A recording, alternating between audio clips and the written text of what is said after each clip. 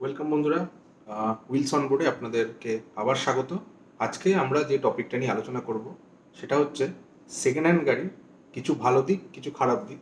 আপনাদেরকে second hand গাড়ি নেওয়া উচিত কি উচিত না, এই নিয়ে আজকে আমরা ভিডিওটা স্টার্ট করছি। সবাইকে আবার ওয়েলকাম। তাহলে ভিডিওটা স্টার্ট করা যায়। সেকেন্ড হ্যান্ড গাড়ির প্রথমে কিছু ভালো দিক যেগুলো আছে সেগুলো নিয়ে আজকে একটু কথা বলছি। আমার মতে প্রথম যে ভালো দিক একটা সেকেন্ড হ্যান্ড গাড়ি, সেটা হচ্ছে আমাদের পকেটের উপর চাপটা খুব কম পড়ে। এখন যদি আমি একটা নতুন গাড়ি নিতে যাই, একটা ভালো ফিচার্স দেওয়া গাড়ি, সেগুলো প্রায় সবাই জানেন 10 লাখ বা তার উপরে আমাদেরকে যেতে হয় একটু ভালো যদি গাড়ি নিতে যাই, যেখানে আপনার সানরুফ হয়ে গেল বা আদার্স ফিচার্স, ক্লাইমেট কন্ট্রোল, তারপরে আপনার যদি এখন অ্যাডাস চলে এসছে। তো এইসব জিনিসগুলো যত যত ফিচার্সের এখন গাড়ি নেব তত আমাদেরকে বেশি পে করতে হবে। সেখানে সেকেন্ড হ্যান্ড গাড়ি নিলে কি হচ্ছে, ভালো ফিচার্সের অনেক গাড়ি আমরা প্রায় হাফ দাম বা তার চেয়েও কম দামে কিনে নিতে পারছি। তো সেক্ষেত্রে সেকেন্ড হ্যান্ড গাড়ি যেগুলো সেগুলো একটু পকেট ফ্রেন্ডলি, বাজেট ফ্রেন্ডলি লোকদের খুব সুবিধা। তো এই ক্ষেত্রে সেকেন্ড হ্যান্ড গাড়ি অবশ্যই নেওয়া উচিত যাদের বাজেট একটা মেজর ইস্যু। নেক্সট যে দিকটা ভালো সেকেন্ড হ্যান্ড গাড়ি, সেটা হচ্ছে ধরুন আপনারা কেউ নতুন গাড়ি চালানো শিখছেন, যেখানে গাড়ি নিয়ে আপনি নতুন ফার্স্ট টাইম আপনি ড্রাইভ প্র্যাকটিস করবেন বা রাস্তায় চালাবেন, গাড়ি এর আগে কোনোদিনও চালাননি, তাদের জন্য সেকেন্ড হ্যান্ড গাড়ি একদিক দিয়ে ভালো। এটাতে কি হয়, ধরুন নতুন গাড়িতে একটা স্ক্র্যাচ লাগলে বা একটা দাগ লেগে গেলে বা কোনো রকম ছোটোখাটো অ্যাক্সিডেন্ট হলে প্রচণ্ড যেমন মনের ব্যথা হয়, তেমনি গাড়িরও যে ক্ষতিটা সেটা আপনার প্রচণ্ড প্রচণ্ড গায়ে লাগে। তো তার চেয়ে ভালো যদি আমরা একটা সেকেন্ড হ্যান্ড গাড়ি নিই, সেখানে ছোটোখাটো স্ক্র্যাচেস তো প্রথম থেকে লেগেই থাকবে।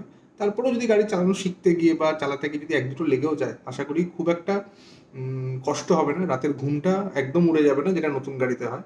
তো সেকেন্ড হ্যান্ড গাড়ি এদিক দিয়ে ভালো, গাড়ি চালানো শিখুন, বিন্দাস চালান, ছোট রাস্তা বড় রাস্তা সব রাস্তায় প্র্যাকটিস করতে পারবেন, মন খুলে বিনা ভয়ে আপনি গাড়ি চালাতে পারবেন। তো সেখানে সেকেন্ড হ্যান্ড গাড়ি এই ক্ষেত্রে যারা নতুন ড্রাইভিং শিখেছেন বা শিখতে চান নিজের গাড়িতে, তাদের জন্য সেকেন্ড হ্যান্ড গাড়ি সেক্ষেত্রে কিন্তু ভালো।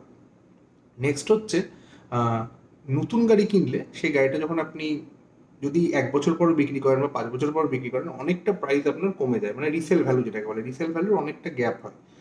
কিন্তু সেকেন্ড হ্যান্ড গাড়ির ক্ষেত্রে এটা একটা সুবিধা, আপনি যদি একটা গাড়ি 3 লাখ বা 4 লাখ বা 5 লাখ টাকাতেও কেনেন, যখন বিক্রি করবেন সেটার দাম প্রচুর কিছু কিন্তু কমবে না। যদি আপনি 2-3 বছর পর বিক্রি করেন, সেটার দাম যতটা না কমবে, নতুন গাড়ির ক্ষেত্রে প্রায় মানে হাফের বেশির দাম আপনার কমে যায়। মানে একটা নতুন গাড়ি যদি আপনি 10 লাখ টাকা দিয়ে কেনেন, সেটা আপনি যেদিনই বিক্রি করতে যাবেন, তো প্রায় ওই গাড়িটার দাম যদি আপনি 1-2 বছর পর বিক্রি করেন তাও প্রায় 50% কমে যাবে। কিন্তু সেকেন্ড হ্যান্ড গাড়ির ক্ষেত্রে যদি আপনি একটা গাড়ি ঠিকঠাক দামে কিনতে পারেন, তাহলে কিন্তু আপনাকে এতটা লস আপনাকে কি বলবো নিতে হবে না, লস অনেক কম নিতে হবে। সেক্ষেত্রে সেকেন্ড হ্যান্ড গাড়ি কিন্তু এই দিক দিয়েও আবার একটা ভালো পয়েন্ট। এবার এই সেকেন্ড হ্যান্ড গাড়ির কিছু খারাপ দিকও আছে। খারাপ দিক বলতে গেলে, সেকেন্ড হ্যান্ড গাড়ি যখন আপনি নিতে যাবেন, আপনাকে একটু গাড়ির নলেজ রাখা খুব দরকার, নয়তো কিন্তু আপনাকে যে ডিলার বা যাদের কাছ থেকে আপনি গাড়ি কেনেন, তারা একটা টুপি পরিয়ে দেবে, মানে টুপি পরানো বলেন তো, টুপি পরিয়ে দেবে। इसकी गारंटी मैं नहीं दे सकता। সেখানে আপনার কিন্তু অনেক টাকা লস হয়ে যেতে পারে। তো কোন গাড়ি নিতে চাইছেন, সেই গাড়ির এখনকার নতুন দাম কত, সেই গাড়িটা সেকেন্ড হ্যান্ড কী দামে নেওয়া যেতে পারে, এই আইডিয়াটা থাকা খুব দরকার। যদি এই আইডিয়াটা না থাকে, তাহলে কিন্তু আপনার ঠকে যাওয়ার অনেক চান্স আছে। সেক্ষেত্রে হয়তো আপনি একটা লসও করতে পারেন একটা গাড়ি কিনে। তো সেই জিনিসগুলো মাথায় রাখবেন, সেকেন্ড হ্যান্ড গাড়ি যখনই নিতে যাবেন, তার মার্কেট ভ্যালু একটা আইডিয়া, যদি আপনার কোনো বন্ধু বান্ধব থাকে বা আপনি আমার থেকেও আমার চ্যানেলে জিজ্ঞাসা করতে পারেন যে আপনি কোন গাড়িটা নিতে চাইছেন সেকেন্ড হ্যান্ড, আর কত দাম দিয়ে নেওয়াটা ঠিক হবে, তো আমি আপনাকে একটা আইডিয়া দিতে পারবো। নেক্সট হচ্ছে, অনেকে সেকেন্ড হ্যান্ড গাড়ি কম দামে নেওয়ার পরে বুঝতে পারে যে তার ইন্স্যুরেন্স ফেল হতে চলেছে, তার সামনেই রোড ট্যাক্স দিতে হবে।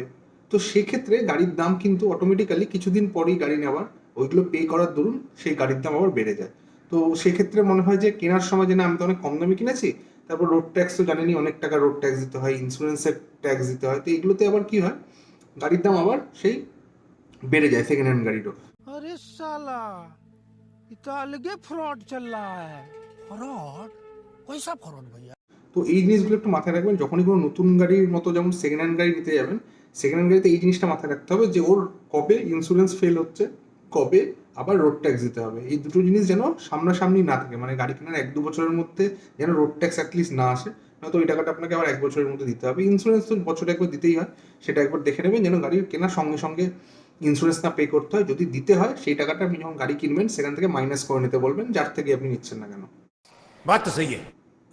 নেক্সট হচ্ছে, এই জিনিসটা খুব গুরুত্বপূর্ণ, আমরা যখনই যারা গাড়ি কিনতে যাই আমরা অনেক সময় আবেগে গাড়ির বাইরের লুকস দেখে গাড়িটা খুব চকচক করছে, পরিষ্কার ধোয়া মোছা আছে, গাড়িটা কিনে নিই। কেনার পর থেকে প্রবলেম শুরু হয়। তো গাড়ি যখনই কিনতে যাবেন চেষ্টা করবেন আপনাদের পাড়ার কোনো মেকানিক বা কোনো আপনার যদি কোনো গ্যারেজ যাদের আছে তাদের সাথে যদি পরিচিত থাকে সেরকম কোনো লোককে একটা নিয়ে যাবেন। অ্যাটলিস্ট গাড়ির জন্য ইঞ্জিনটা, যেটা যেরকম আমাদের হার্ট যদি বন্ধ হয়ে যায় বা হার্টের যদি প্রবলেম থাকে, যেমন প্রবলেম একটা মেজর প্রবলেম, গাড়ির হচ্ছে হার্ট হচ্ছে ইঞ্জিনে যেন প্রবলেম না থাকে এটা একটু মাথায় রাখবেন। তার জন্যই বললাম যে একটা মেকানিককে অবশ্যই সাথে নিয়ে যাবেন, যে গাড়িটার ইঞ্জিনটা দেখে বুঝতে পারবে যে ইঞ্জিনটা রিসেন্ট কোনো কাজ হয়েছে কিনা বা পাস্টে কোনো কাজ হয়েছে কিনা, গাড়ির ইঞ্জিন ভালো আছে কিনা, তারা একটু বুঝতে পারবে। আর যদি আপনি এই ব্যাপারে যদি আপনার এক্সপিরিয়েন্স ভালো থাকে তাহলে আপনি নিজেও দেখতে পারেন। সেকেন্ড হচ্ছে গাড়ির টায়ারের কন্ডিশনগুলো দেখে নেবেন। স্টেপনি যেটা হয় পিছনে যে এটা এক্সট্রা টায়ার থাকে যেটা পাংচার হলে আমরা লাগাই, তো সেই পাংচারের হওয়ার সেই টায়ার থেকে শুরু করে এমনি টোটাল 5টা টায়ারই দেখে নেবেন, সেটা কতটা ইউজ হয়েছে, কত কিলোমিটার চলেছে, আর তার কন্ডিশন কী। কারণ এটারও একটা অনেক টাকা দাম। আপনি গাড়ি কিনে নেবেন, গাড়ি কেনার কিছুদিন পরে যদি টায়ার পাল্টাতে হয় সেটা একটা বড় কস্ট। তো একটা গাড়ির দামের সাথে সেটা যখন অ্যাড হবে আপনার সেকেন্ড হ্যান্ড গাড়ির দামটাও কিন্তু তাহলে অনেকটা বেড়ে যাবে। তো এই জিনিসটা মাথায় রাখবেন। सही पकड़े हैं। আর আরেকটা জিনিস বলবো সেটা হচ্ছে ব্যাটারিটা একবার দেখে নেবেন। যদি আন্ডার ওয়ারেন্টি থাকে তাহলে ওয়ারেন্টি কার্ড নিয়ে নেবেন। অনেকে ব্যাটারি চেঞ্জ করে নেয় সেকেন্ড হ্যান্ড গাড়ি বিক্রি করার আগেও। তো যদি নতুন ব্যাটারি পেয়ে যান তাহলে তো খুব ভালো। আর যদি পুরনো ব্যাটারি পান সেই ব্যাটারিটা কবে কেনা বা সেটা গাড়ি কেনার সময় থেকেই আছে কিনা সেটা একবার আপনি আপনার মেকানিককে দিয়ে চেক করিয়ে নেবেন। তো এই 3টে জিনিস গাড়ি যখন সেকেন্ড হ্যান্ড গাড়ি নেবেন মেকানিক্যাল দিক থেকে এই জিনিসগুলো দেখে নেবেন। ধোয়া মোছা চকচক করছে গাড়ি, খুব সুন্দর রং টং করা আছে, এই জিনিসগুলো দেখবেন না। আর আরেকটা জিনিস সেটা হচ্ছে যেটা খালি চোখে বোঝা খুব মুশকিল, মেকানিক্যাল অনেক সময় ধরতে পারে, সেটা হচ্ছে কালার করা আছে কিনা। অনেক সময় কি অনেক মেজর অ্যাক্সিডেন্ট হয় কালার করে রাখে, তো সেগুলো মেকানিককে দিয়ে আপনি দেখে নিতে পারেন। তারা একটা আইডিয়া আপনাকে বলে দিতে পারবে যে গাড়িতে কালার করা আছে কিনা। কালার বলতে কোনো অ্যাক্সিডেন্ট হওয়ার পর মেজর অ্যাক্সিডেন্ট সেটা কালার হয়েছে কিনা। সেকেন্ড হ্যান্ড গাড়ির আরেকটা জিনিস হচ্ছে যদি এর সার্ভিস রেকর্ড আপনি পেয়ে যান, সাপোজ ধরুন টাটার কোনো গাড়ি, সে টাটার সার্ভিস সেন্টারে গিয়ে তার সার্ভিস রেকর্ড যদি পেয়ে যান, সেখানে আপনি দেখতে পাবেন যে তার কোনোদিনও কোনো অ্যাক্সিডেন্ট হয়েছে কিনা বা কোনো কাজ করানো হয়েছে কিনা মেজর। যদি কোনো মেজর কাজ বা অ্যাক্সিডেন্ট হয়ে থাকে আমি বলবো সেই গাড়িটা যেন আপনি না নেন, সেটাকে ইগনোর করাটা বেটার। হ্যাঁ, খুব কমে খুবই যদি রিজনেবল প্রাইসে পেয়ে যান সেটা আপনি গাড়ি অনুযায়ী দেখে আপনি ডিসিশন নিতে পারেন। লাস্ট হচ্ছে একটা পয়েন্ট যেটা আমি সবাইকে বলবো, গাড়ি নেওয়ার সময় চেষ্টা করবেন যেন ডাইরেক্ট ওনার যে গাড়ির মালিক তার থেকে গাড়ি কেনা। ডিলার থেকে গাড়ি কেনাটা একটু সাবধান। আমি বলবো না সব ডিলার খারাপ হয়, বাট অনেক ডিলার হয় যারা বলছিলাম প্রথমে যেমন টুপি পরিয়ে দেয়, তো টুপি পরতে যাবেন না, টুপি পরিয়ে দিতে পারে। যেমন গাড়ি কেনার পর গাড়িতে সমস্যা আসতে পারে যেটা আপনাকে না বলে হয়তো বিক্রি করেছে। এমন হতে পারে গাড়ির নাম ট্রান্সফার হতে দেরি হচ্ছে, কাগজপত্র ঠিক নেই, আপনাকে কোনো রকমের বোকা বানিয়ে বিক্রি করে দিয়েছে। তো এরকম প্রচুর প্রবলেম ফেস করা ডিলারদের থেকে। তো যদি কোনো পরিচিত ডিলার থাকে তার থেকে আপনি গাড়ি কিনতেই পারেন, কোনো অসুবিধা নেই। তবে হ্যাঁ, আমি সাজেস্ট করবো ডাইরেক্ট মালিক, ডাইরেক্ট যে ওনার গাড়ির তার সাথে কথা বলে যদি গাড়ি নিতে পারেন। অনেক সময় কী হয়, গাড়ির দামও আপনার কম পড়ে, সে আপনার গাড়ির যে আপনার এক্সট্রা যে টাকাটা ডিলার থ্রু যেটা কমিশন সেটা আপনার বেঁচে যাবে।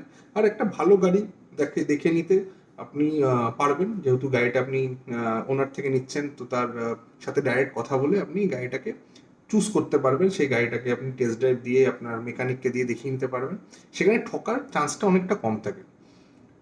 তো এই হচ্ছে আজকের আমার যেটা বলার ছিল এই সেকেন্ড হ্যান্ড গাড়ি নিয়ে। এর কিছু ভালো দিক বললাম, কিছু খারাপ দিক বললাম। আপনার যদি এছাড়া আরও কোনো কোশ্চেন থাকে সেকেন্ড হ্যান্ড গাড়ি নিয়ে, আপনি প্লিজ আমাকে একটু কমেন্ট করবেন, আমার ভিডিওকে লাইক অ্যান্ড শেয়ার করবেন। আর কেমন লাগলো এই ভিডিওটা অবশ্যই এটা আমাকে এই কমেন্টসেই জানাবেন। Thank you. আবার আরেকদিন অন্য একটা ভিডিও, অন্য একটা টপিক নিয়ে আপনাদের কাছে আসবো। ভিডিওটা দেখার জন্য মেনি থ্যাঙ্কস। Good bye.